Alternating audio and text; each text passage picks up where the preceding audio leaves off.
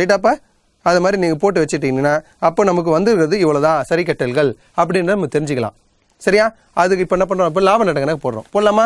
ஈஸியாக லாப நட்ட கணக்கு பற்று பக்கம் என்ன இருக்கும்? நம்மளுடைய எல்லா நட்டங்கள், கம்பெனியோட நட்டங்கள்.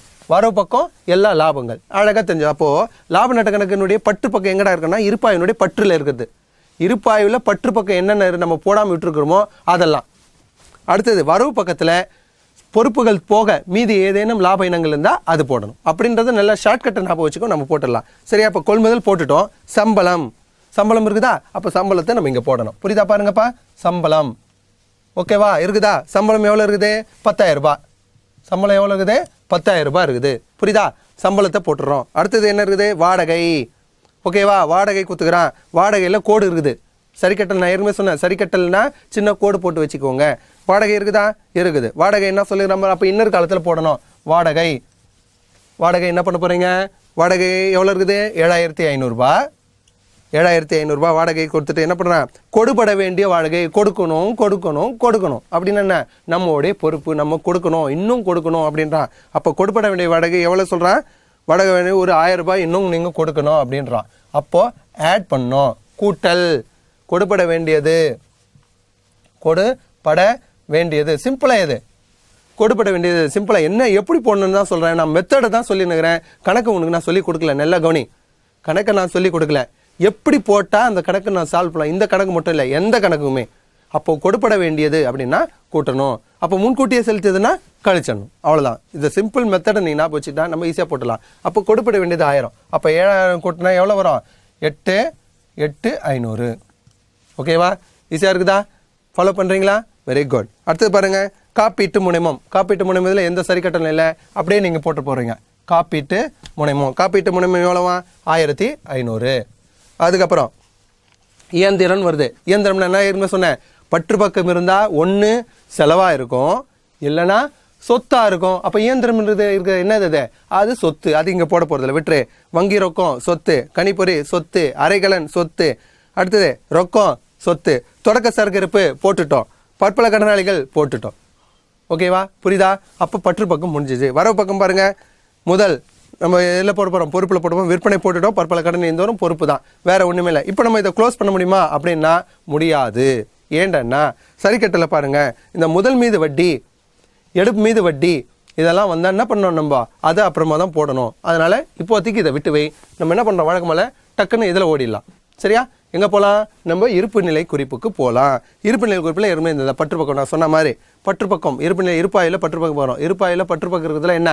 ஒன்று சொத்தாக இருக்குன்ட்டோம். அப்போது இந்த வியாபார கணக்குலையும் லாப நட்டத்துலையும் போக மீதி என்னென்ன இருக்குதோ அதெல்லாம் சொத்துன்றது நமக்கு தெரிஞ்சிடணும். புரியுதான்னு பாருங்கள் பாயிண்ட்டு. நல்ல பாயிண்ட், நல்லா கவனிங்க. வியாபார கணக்குலையும் லாப நட்ட கணக்குலையும் பற்று பக்கம் எடுத்து போட்டுட்டோம். ரைட்டா? எடுத்து போட்டது போக மீதி என்ன இருக்குதோ அது கண்டிப்பாக சொத்துன்ற கண்ணு மூடி நீயே சொல்லணும். பாருங்கள், நீங்களே சொல்ல போகிறீங்க. கொள்முதல் போட்டுட்டோம், சம்பளம் போட்டுட்டோம், வாடகை முடிஞ்சிச்சு, காப்பீட்டு முனைமோ முடிஞ்சு போச்சு, எடுப்புகள் இது ஒன்று மட்டும்தான் என்ன பண்ணணும்? முதல்லேருந்து கழிச்சுக்கணும். அது ஒரு ஃபார்மெட்டு, நான் அப்புறம் சொல்லித்தரேன். அதுக்கப்புறம் என்ன பண்ண போகிறீங்க? இயந்திரம். பார்த்தாலே தெரியுதா? இயந்திரம். Very good. அது என்னது? சொத்து. சார் ஃபார்மெட்டு, ஆக்சுவலி ஃபார்மெட் இருக்குது. நம்ம என்ன போடுவோம்? ரொக்கம், கை ரொக்கம், வங்கி ரொக்கம். இந்த ஃபார்மெட்டு படி போட்டால் தான் எனக்கு மார்க்கா சார்? இல்லை, நீ எப்படி வேணாலும் போடு, ஆனால் டேலி பண்ணு.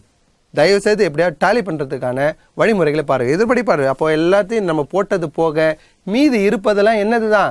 நமக்குடைய சொத்துக்கள் அப்படின்றது உனக்கு தெரிஞ்சிடணும். இயந்திரம் இருக்குதா?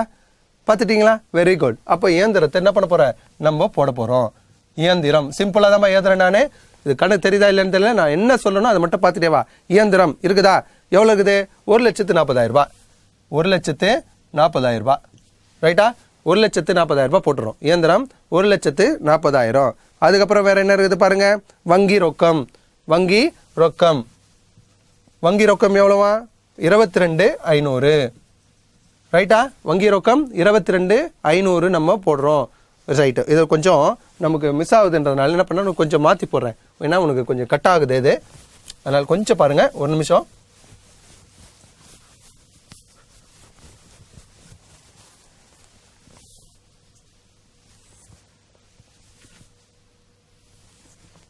இதை பாருங்கள். இதை நம்ம என்ன பண்ணுவோம்? பொறுப்புகளாக வச்சுக்கலாம். இது சொத்துக்கள். அது எழுதுகிறோம், சொத்துக்கள் எழுதுகிறோம். இதில் என்ன சொன்ன நம்ம முதல்ல போட வேண்டியது என்னென்னா இயந்திரம் பார்த்துருக்கோம். இயந்திரம் போடுறீங்க. இயந்திரம் எவ்வளோ பாருங்கள், இயந்திரம் 1,40,000 ரூபாய். ரைட்டா? 1,40,000 ரைட்டா? இயந்திரம் 1,40,000 போட்டுட்டோம். போட்டோமா? Very good. வேறு என்ன சொத்து இருக்குது பாருங்கள், வங்கி ரொக்கம். நான் ரோன் போடுறேன். வங்கி ரொக்கம் எவ்வளோவா? 22,500 இருக்குதா? Very good. அந்த 22,500 அப்படியே போட்டுடுறோம். கூட போட்டு என்ன வரீங்களா? Very good. பார்த்துனே வாங்க. அதுக்கப்புறம் என்ன பண்ணோம், கணிப்பொறி இருக்குதா? இருக்குது. Very good. கணிப்பொறி என்ன சொல்லுது? கணிப்பொறி எவ்வளோ இருக்குது பாருங்கள், 1,25 1,25,000. ஸோ அதுக்கு நேரம் எப்பவுமே போடுறது அந்த டிஜிட்டுக்கு நேராக போட்டுனே வாங்க. கூட்டுறது எளிமையாக இருக்கும் நமக்கு. ஓகேவா? புரியுதா? Very good. அடுத்து பாருங்கள், அரைகலன் எவ்வளோவா? 50,000. ரைட்டா? அரைகலன் 50,000. அடுத்தது ரொக்கம் இருக்காப்பா? ரொக்கம் இருக்கா? இருக்குது. ரொக்கம் எவ்வளோ சொல்கிறான் பாருங்கள். அது வந்து வங்கி ரொக்கம்னு கொடுத்தா இது ஒரு சாதாரண ரொக்கம், அதான் கை ரொக்கம்னு அர்த்தம். அது எவ்வளோ? 10,000 ரூபாய். தொடக்க சரகரிப்பு போட்டோம். பற்பல. அடுத்தது போட வேண்டியது பற்பல கடனாளிகள். பற்பல கடனாளிகள் எவ்வளோ? 12,500. எவ்வளோ? 12,500. அவ்வளோதான் ராஜா. சிம்பிள். ஸோ இந்த பற்று பக்கம் நல்லா பாரு. நான் உனக்கு மெத்தடு தான் சொல்லித்தரேன். திருப்பி நான் உனக்கு சொல்லிக் கொடுக்குறது என்னடானா, எப்படி போடணுன்ற மெத்தடை சொல்லி கொடுத்துட்டேன்னா நீ எந்த கணக்கும் போடலாம். ஸோ இருப்பாய்வில் கொடுப்பான். இந்த இருப்பாய்வில் பற்று பக்கம் என்னவாக இருக்கும்? ஒன்று செலவாக இருக்கும், இல்லை சொத்தாக இருக்கும். செலவுகள் என்னென்ன பண்ணியிருப்போம்? வியாபார கணக்கில் போட்டுட்ருப்போம், லாப நட்ட கணக்கில் போட்டுட்ருப்போம். அப்போது வியாபார கணக்குலையும் லாப நட்ட கணக்கையும் போட்டது போக மீதி எது இருந்தாலும் அது எல்லாம் என்னதான் சொத்துக்கள். நீங்கள் நினச்சி போட்டோம்னா ஒன்று எடுப்பு மட்டும் இருக்கும். அந்த எடுப்பு முதலேருந்து கழிச்சு காட்டணும். அந்த ஒன்றை தவிர மீதி எல்லாம் சொத்துக்கள் என்பது நீ தெரிஞ்சுக்கணும். ஸோ எல்லா சொத்துக்களையும் போட்டுட்டோம். அடுத்து வரவு பக்கம் போகிறோம். ஓகேவா? போகிறோமாப்பா? வரவு பக்கம் போகிறோம். என்ன இருக்கும்? வரவு பக்கத்துக்கு மட்டும் இந்த ஃபார்மெட்டை எப்பவுமே நல்லா ஞாபகம் வச்சுக்கோங்க. முதல் என்ன பண்ணோம்? முதல் போடுறோம். அந்த முதலோட என்ன பண்ணோம்? முதல் மீது வட்டி. முதல் மீது வட்டியை கூட்டிங்க. இந்த ஃபார்மெட்டை எப்போ நல்லா ஞாபகம் வச்சுக்கோங்க. முதல் மீது வட்டியை கூட்டுங்க. கூட்டல் நிகர லாபம். நல்லா ஞாபகம் வச்சுக்கோங்கப்பா. கணக்கில் வருது வரல நீ நல்லா ஞாபகம் வச்சுக்கோ. முதலோட முதல் மீது வட்டியை கூட்டுறோம். கூட்டல் நிகர லாபத்தை கூட்டுறோம். மீதி 2 விஷயத்தையும் கணக்கிறோம். என்னென்ன பார்த்தா, எடுப்பு மைனஸ் எடுப்பு மீது வட்டி. இவ்வளோதான்ப்பா. இந்த 5 மட்டும் நல்லா ஞாபகம் வச்சுக்கோங்க. எப்பவுமே முதல்ல போட்டுக்கிறோம். முதலோட முதல் மீது வட்டியை கூட்டுறோம். அது கூட நிகர லாபத்தை கூட்டுறோம். இந்த 3த்தையும் கூட்டிடுறீங்களா? 2 கழிச்சிரு. எடுப்பு மீது வட்டி கழிச்சிரு. இவ்வளோ தான்ப்பா ஃபார்மெட்டு. இந்த ஃபார்மெட்டை உனக்கு தெரிஞ்சிச்சுன்னா மிக செழிப்பாக என்ன பண்ணிடலாம், நம்மளால் மதிப்பெண்களை பெற முடியும். ஸோ எப்படி போடுறோன்னு சொல்லி கொடுக்குறேன். இந்த ஒரு எளிமையான கணக்கு தான். இதுக்கு மேலே ஒன்று கேட்கவே முடியாது. எப்படி போட்டாலும் நீங்கள் அழகாக பண்ணிடலாம். ஸோ முதல் எங்கே இருக்கும் அப்படின்னு பார்த்தீங்கன்னா இருப்பாயில் வரவு பகுதியில் தான் இருக்கும். ஏற்கனவே சொல்லிட்டேன் உங்களுக்கு. ரைட்டா? ஞாபகம் இருக்குதா?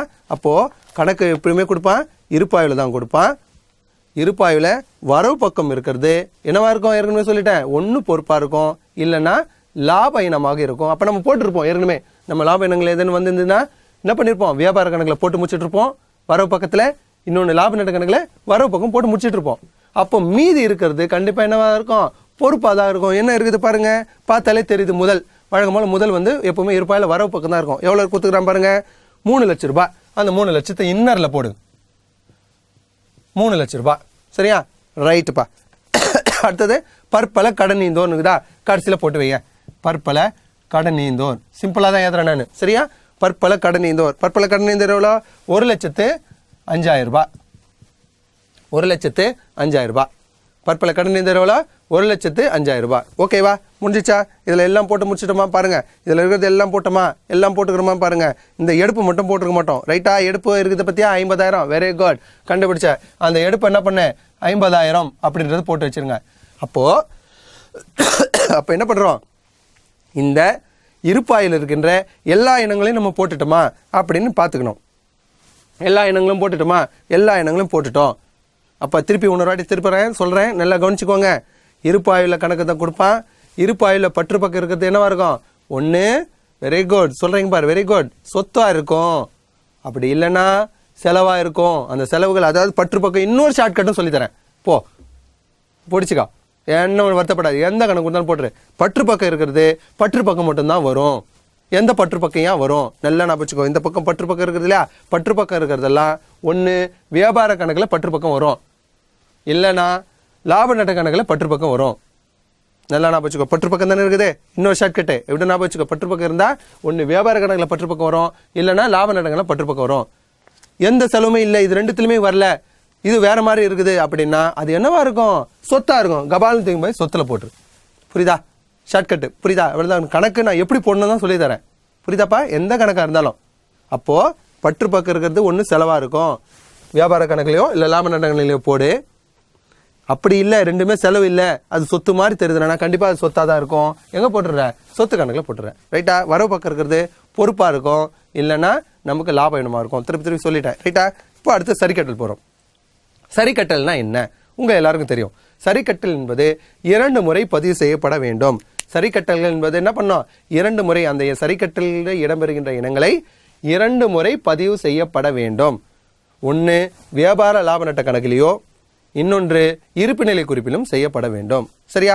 பார்ப்போமா? Right, very good. வாங்க இறுதி சரக்கு இருப்பு. இறுதி சரக்கு ஏற்கனவே ஒரு முறை நம்ம போட்டுட்டோம். எங்கே போட்டோம்? வியாபார கணக்கில் போட்டோம். Very good. இப்போ என்ன பண்ணோம்? அடுத்தது இறுதி சரக்கு இருப்பு சொத்து. அதனால இறுதி சரக்கு இருப்பை என்ன பண்ணோம்? சொத்துல போடணும். எவ்வளோ? அதே 39,000. ஓகேவாப்பா? புரியுதாப்பா?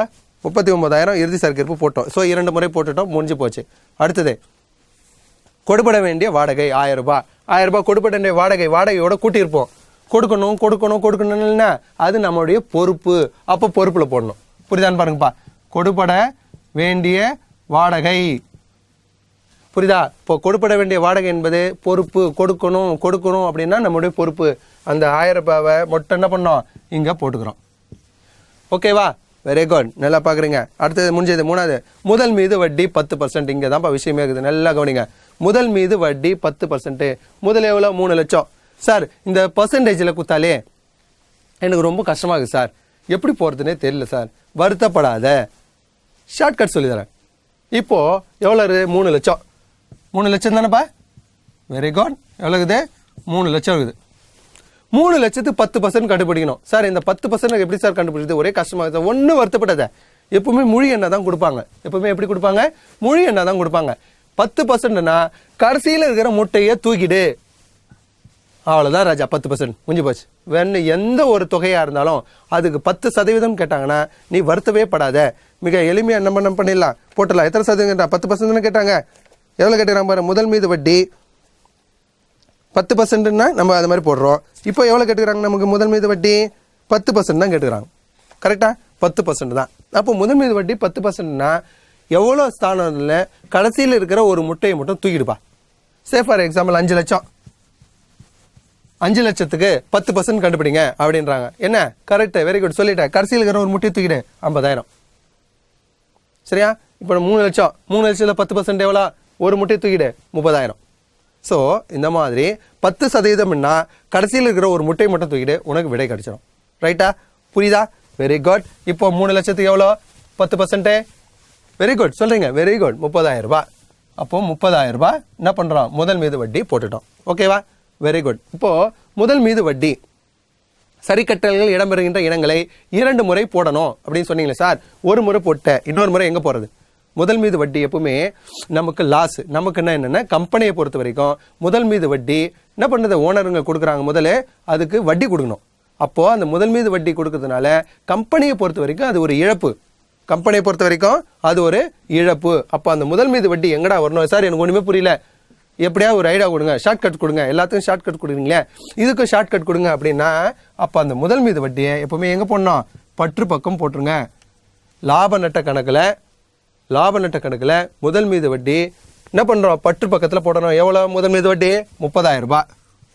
ஸோ 30,000 போட்டுறோம். சரியா? Very good. 30,000 நம்ம என்ன பண்ணுறோம்? போட்டுடுறோம். அப்போது 2 முறை போட்டுட்டோம். முதல் மீது வட்டி இதில் கண்டுபிடிக்கிறோம், முதலோட கூட்டுறோம்.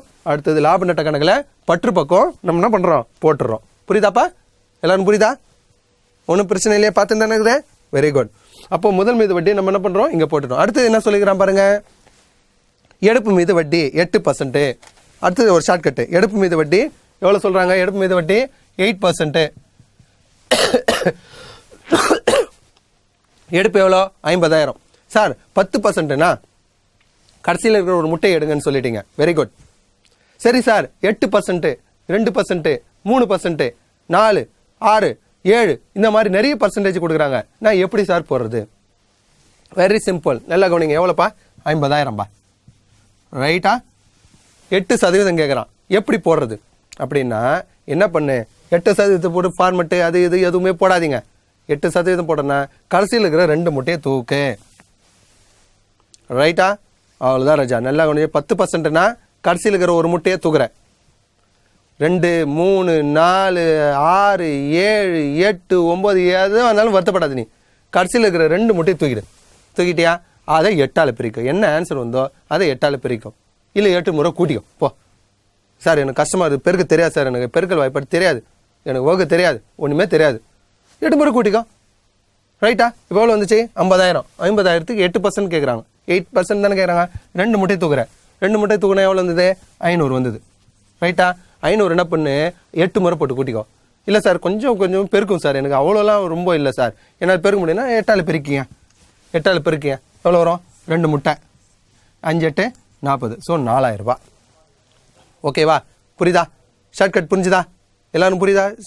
இப்போ வந்து 2, 3, 4, 6, 7, 8, 9 எத்தனை பர்சன்ட் கேட்டாலும் கடைசியில் இருக்கிற 2 முட்டையை தூக்கிடுறேன்.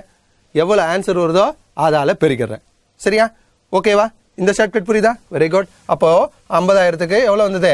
8%. 8, 40, 4,000 ரூபாய். அப்போது எடுப்பு மீது வட்டி எவ்வளோ? 4,000 ரூபாய். ஓகேவா?